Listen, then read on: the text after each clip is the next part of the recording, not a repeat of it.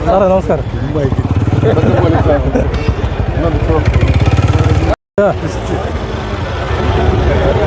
സാറേ ഹലോ, എല്ലാവർക്കും എൻ്റെ നമസ്കാരം. ഞാൻ വാഴശ്ശേരി വിനോദാണ്. ഞാനിപ്പോൾ ശ്രീ പത്മനാഭൻ്റെ മണ്ണിലാണ് ഇപ്പോൾ ഇന്ത്യൻ നാഷണൽ ഫിലിം ഫെസ്റ്റിവൽ നടക്കുന്നത്. എല്ലാവരും ഒത്തുചേരലിൻ്റെ ഒരു കൂട്ടായ്മയുടെ ഒരു സംരംഭമാണ് ഈ ഇന്ത്യൻ നാഷണൽ ഫിലിം ഫെസ്റ്റിവൽ. രാവിലെ ഞാനൊരു നമ്മുടെ ടാഗോർ തിയേറ്ററിൽ പോയി ഒരു സിനിമ കണ്ടു.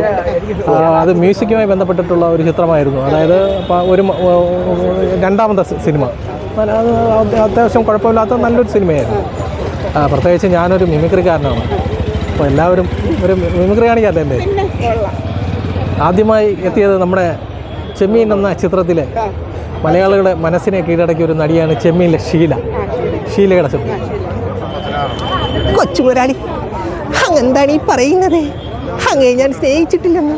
അയ്യോ ബാപ്പ, അങ്ങയുടെ കയ്യിൽ നിന്നും വള്ളവും വലിയും മേടിക്കാൻ കാശ് മാറ്റോട് സത്യമാണ്. അയ്യോ ഇത് പോകും. അടുത്ത് നസീർ, സ്നേഹം നിറഞ്ഞ ആയിഷൻ്റെ മലയാളിച്ചു.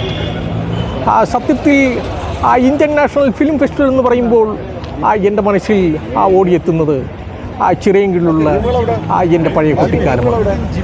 തുമ്പി പിടിക്കാനുള്ള പതിങ്ങൾ പോക്കും, രാത്രി സിനിമ കഴിഞ്ഞുള്ള പതിങ്ങൾ വരവും, എല്ലാം ഇന്നലെ കഴിഞ്ഞു വിടുന്നു. എല്ലാ മലയാളികൾക്കും എൻ്റെ ഫെസ്റ്റിവൽ ആശംസകൾ. നന്ദി, നമസ്കാരം.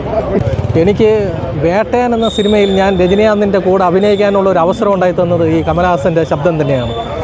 ഞാനതൊരു പോലീസുകാരനായിട്ടാണ്. പക്ഷേ ആ രജനീകാന്തിൻ്റെ വേട്ടയൻ സിനിമയാണ് എൻ്റെ ജീവിതം മാറ്റി മറിച്ചത്. എന്ന് പറഞ്ഞാൽ നമ്മുടെ രജനീകാന്ത് സാറ് മേക്കപ്പ് ഇട്ടിട്ട് ഇങ്ങനെ എൻ്റെ അടുത്ത് ഇങ്ങനെ ഈ സാധനം നിൽക്കുമ്പോൾ ഇങ്ങനെ അടുത്ത് നിൽക്കുകയാണ്. അപ്പോൾ ഞാൻ അദ്ദേഹം എന്നെ രജനീകാന്ത് സാർ എന്നെ ഇങ്ങനെ നോക്കി, ഞാൻ ഇങ്ങനെ കൈ കാണിച്ചു. അപ്പോൾ പുള്ളി എൻ്റെ അടുത്ത് വന്നിട്ട് ചോദിച്ചു, ഷാപ്പിട്ടാങ്കളാ. എൻ്റെ ഇവിടെ എല്ലാം അടഞ്ഞു. എനിക്ക് പിന്നെ ഒന്നും അങ്ങോട്ട് ശബ്ദമൊന്നും വരുന്നില്ല. ഞാൻ കിടിഞ്ഞു പോയി. പക്ഷേ ഈ രജനീകാന്ത് ഫാൻസ് അസോസിയേഷൻ്റെ നമ്മുടെ തമിഴ്നാടിൻ്റെ അവിടുത്തെ സംസ്ഥാന ഒരു നേതാവുണ്ടായിരുന്നു. പുള്ളിയും പോലീസുകാരനായിട്ടാണ് ആ പടത്തിൽ അഭിനയിച്ചത്.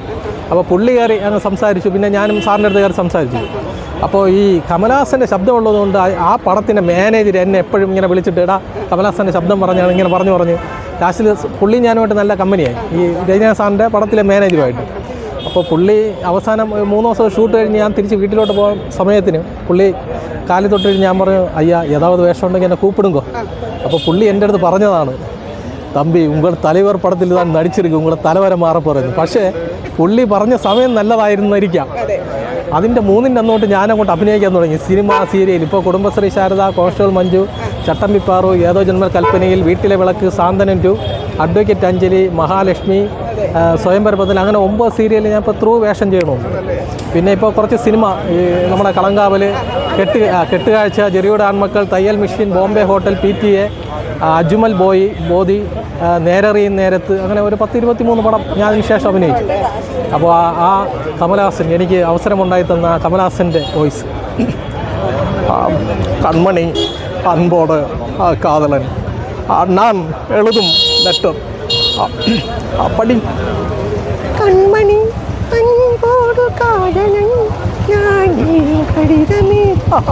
ആ പാട്ടാലെ പഠിച്ചിട്ടിയാ. അപ്പോൾ പൊന്മണി അമ്മിട്ട് സൗഖ്യമാ, ഞാൻ ഇങ്ങ സൗഖ്യം. Thank you.